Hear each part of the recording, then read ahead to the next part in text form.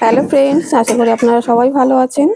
আমি চলে এসেছি একটা নতুন ভিডিও নিয়ে। সেটা হচ্ছে ছোট আলুর দম। বাজারে এখন সবসময় ছোট আলু পাওয়া যাচ্ছে, এখন প্রায় শেষের দিকে, কিন্তু ভিডিওটা আমার আগে করা হয়নি, তাই এখনই করলাম আর আপনাদের সামনে সেটাই দেখাবো যে কি করে করছি ছোট আলুর দম। এভাবে আপনারা একদিন করে দেখবেন, খুবই সুন্দর লাগে খেতে। একদম অনুষ্ঠান বাড়িতে যেরকম আলুর দম হয় সেরকমই খেতে লাগে, আর সেরকম ভাবেই করার চেষ্টা করছি, সেটা খেতেও খুব ভালো হয়েছে। চলুন এবার দেখে নেওয়া যাক কি করে করেছি। এখানে আমি ছোট আলু নিয়ে নিয়েছি 500 মতো। সেটা সেদ্ধ করে নিয়েছি, সেদ্ধ করে ভালো করে খোসাটা ছাড়িয়ে নিয়েছি।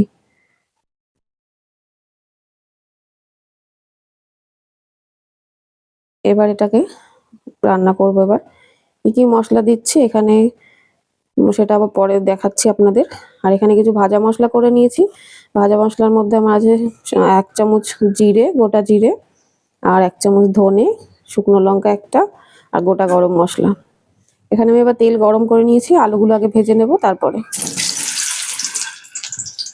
দেখুন সব আলুগুলো এবার দিয়ে একটু লাল লাল করে ভেজে তুলে নেব।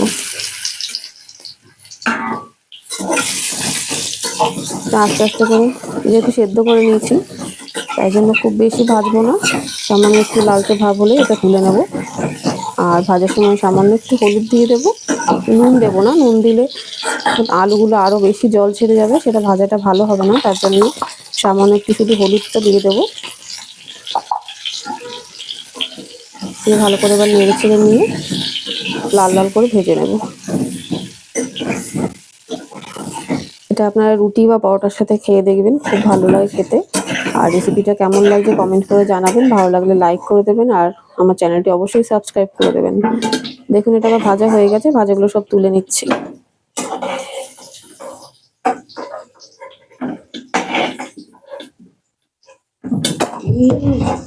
আর এই ছোট আলুর দম কার কার খেতে ভালো লাগে কমেন্ট করে জানাবেন। আমার তো খেতে খুবই ভালো লাগে, তাই জন্য আমি মাঝে মাঝেই করি, আর সেটাই আপনাদের আজকে দেখাচ্ছি। এখানে আমি যেটুকু তেল ছিল তার মধ্যে একটা তেজপাতা আর সামান্য একটু জিরে ফোড়নে দিয়ে দিলাম। দিয়ে এবার ভালো করে নেড়ে চেড়ে নিয়ে যে মশলাটা করে রেখেছিলাম মশলাটা দিয়ে দেবো। এখানে মশলার মধ্যে আমি দিয়েছি সামান্য এক টুকরো আদা, আর 3-4টে কাঁচা লঙ্কা, 4-5টা কাজু বাদাম, আর 1 চামচ মতো চারমগজ। এটা পেস্ট করে নিয়েছি ভালো করে, করে নিয়ে এবার তেলের মধ্যে দিয়ে ভালো করে মিশিয়ে নেব। এটা খুব সুন্দরভাবে মিশিয়ে নিতে হবে, সবসময় নাড়াচাড়া করতে হবে এটা, নাহলে পরে যে কাজু বাদামের পেস্টটার মধ্যে আছে তার জন্য ওটা লেগে যেতে পারে। ওই জন্য মাঝে মাঝে একটু নেড়ে দেবেন, আর খুব বেশি জোর দিয়ে এটা করবেন না, গ্যাসের ফ্লেমটা কমিয়েই রাখবেন। এখানে এবার আমি পরিমাণ মতো নুন দিয়ে দিচ্ছি, তারপর দিয়ে দেবো সামান্য হলুদ,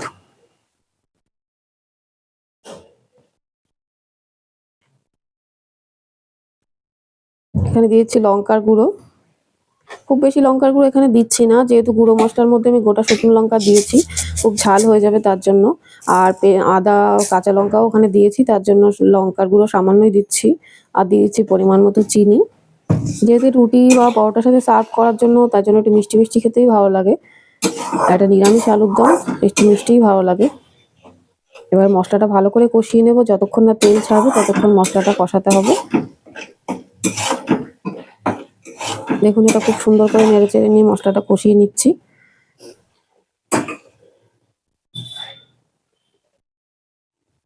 দেখুন এবার মশলাটা দিয়ে তেল ছেড়ে দিয়েছে, আর খুব সুন্দর করে কষানো হয়ে গেছে। কালারটাও দেখুন খুব ভালো হয়েছে।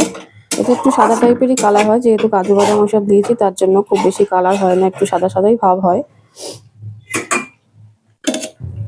মশলাটা আমার কষানো হয়ে গেছে, এবার যে আলুগুলো ভেজে রেখেছিলাম সেগুলো এবার দিয়ে দিচ্ছি। আলুগুলো দেওয়ার পরে আবার ভালো করে মিশিয়ে নেব।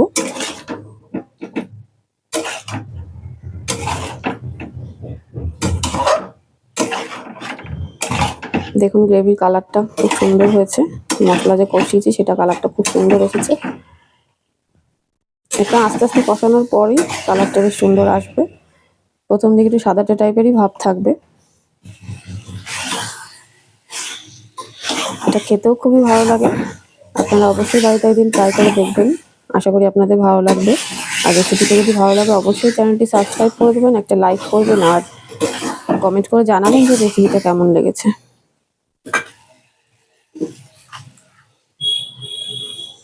দেখুন এবার আলুর সাথে ভালো করে মশলাটা মিশিয়ে আমি কষিয়ে নিয়েছি। এবার যে ভাজা মশলাটা করেছিলাম সেটা ওর মধ্যে দিয়ে দিলাম।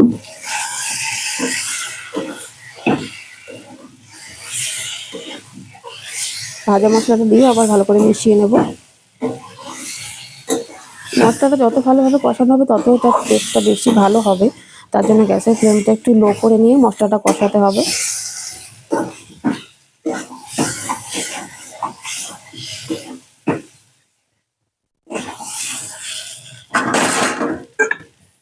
আপনারা এটা পেঁয়াজ রসুন দিয়েও করতে পারেন এরকমভাবেই, কিন্তু আজকে যেহেতু আমি নিরামিষ করছি তার জন্য পেঁয়াজ রসুন ব্যবহার করিনি। এবার সামান্য একটু উষ্ণ গরম জল এর মধ্যে দিয়ে দিচ্ছি। গরম জল দিলেই একটু টেস্টটা আরও ভালো হয়, সেখানে ঠান্ডা জলও আপনি ইউজ করতে পারেন, কোনো অসুবিধা নেই। এবার আমি এটা কিছুক্ষণ সময় ফুটতে দেবো।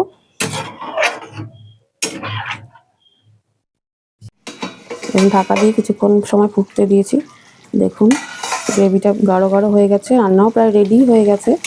আর দেখুন কত সুন্দর গ্রেভিটা হয়েছে, খেতেও আশা করি ভালো হবে। পরোটার সাথে খেতে তো খুবই ভালো লাগে, তো আজকে আমি পরোটার সাথে করছি না, সেটা রুটির সাথেই সার্ভ করব। পরোটা বা লুচির সাথে খেতে আরও বেশি ভালো লাগে। দেখুন আমার রান্না রেডি হয়ে গেছে। আর একদম শেষে একটু কসুরি মেথি দিয়ে দিচ্ছি, কসুরি মেথি দিলে গন্ধটা খুব ভালো লাগে। আর একটু সামান্য ধনেপাতা দিয়ে দিচ্ছি, ধনেপাতাটা আপনারা দিতেও পারেন নাও দিতে পারেন। আমার রান্নার রেসিপি কেমন লাগছে অবশ্যই জানাবেন, আর ভালো লাগলে লাইক করে দেবেন, আর চ্যানেলটি সাবস্ক্রাইব করতে ভুলবেন না। দেখুন গ্রেভিটা পুরো রেডি হয়ে গেছে। সম্পূর্ণ রান্না ভিডিও দেখার জন্য আপনাদেরকে অনেক অনেক ধন্যবাদ। আজকে এই পর্যন্তই, আবার দেখা হবে নতুন ভিডিওতে। দেখুন এটা কি সুন্দর হয়েছে। এটা এবার আমি রুটির সাথে সার্ভ করব।